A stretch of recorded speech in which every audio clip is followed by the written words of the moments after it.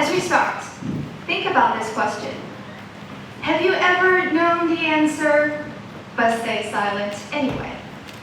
Your heart is racing, you rehearse the sentence perfectly in your head, you know exactly what you want to say, and yet, you don't say it. Maybe you are not confident enough. Maybe you are afraid it's wrong. Or maybe someone else said it first. If that sounds familiar, then you are not alone. Because for a long time, that was me. Whenever a teacher asked a question, my heart would race. I would take a deep breath, prepare to speak, and then hesitate.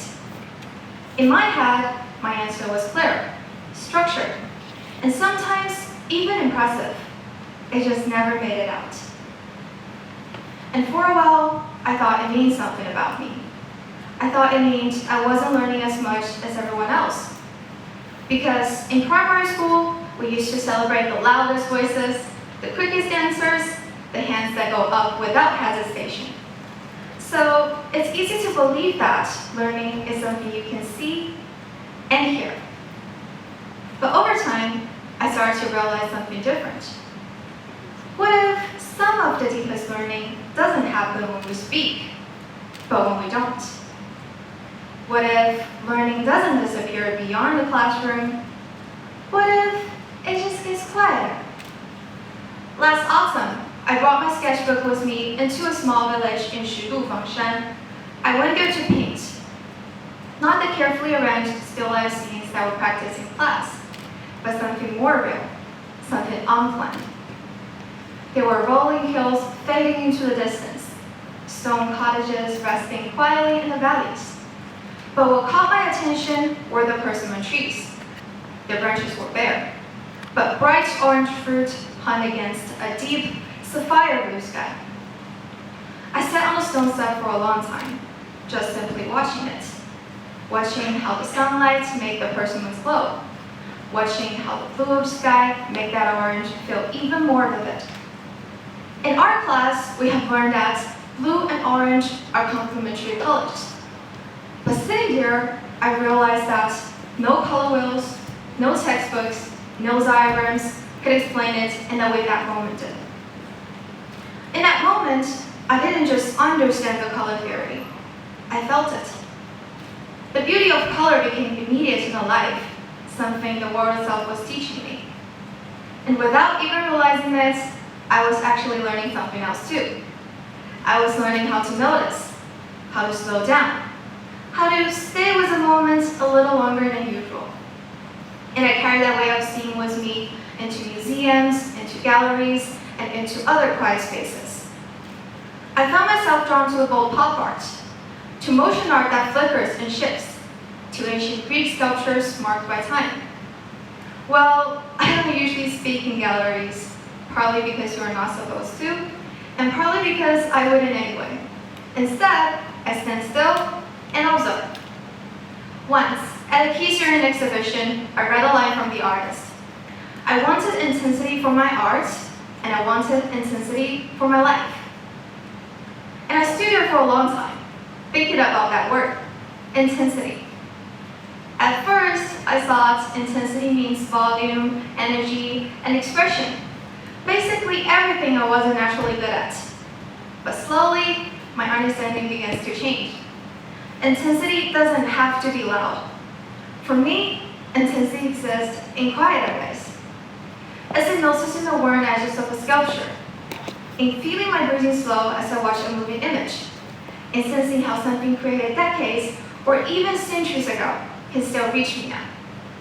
That is connection, a silent dialogue between me, the art, and the world.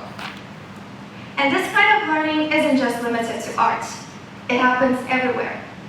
Sometimes it happens in everyday moments. Like when you sit beside a friend who is upset. You don't rush to give advice. You don't try to fix everything. You just sit with them and listen. And somehow, that silence says more than anything words could. Or when you fail an exam. Here's that first reaction. Maybe it's frustration, disappointment, or even panic. But if you pause, if you give give yourself time to reflect. What went wrong? What could change?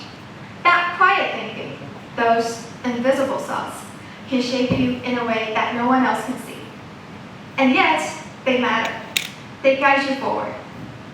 In fact, psychologists have found that when we take time to reflect on our own experiences, we tend to remember them better and understand them more deeply.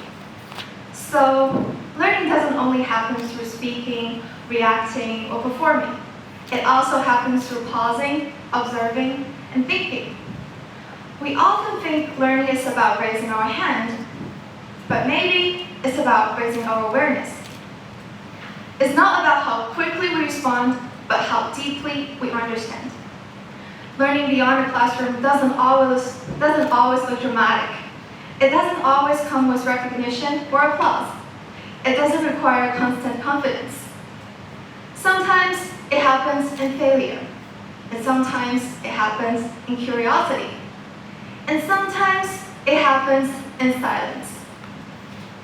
For someone like me, learning lives in those quiet moments, moments that don't look impressive from the outside, moments that no one else notices, but moments that continue shaping me long after the bell has rung. Until recently, my heart still pounds when the teacher calls on me. I still hesitate sometimes, and I still rehearse answers in my head. But I have understand something I didn't before. Even when I am silent, I am not falling behind. I am still learning. Because beyond the classroom, learning is not just about answering questions. It's about how we see, how we feel, and how we connect. So, the next time you find yourself sitting in silence, don't assume you are learning less. You might be noticing more, feeling more, understanding more than you realize. And maybe silence was never empty. Maybe silence was the lesson all along. Thank you for listening.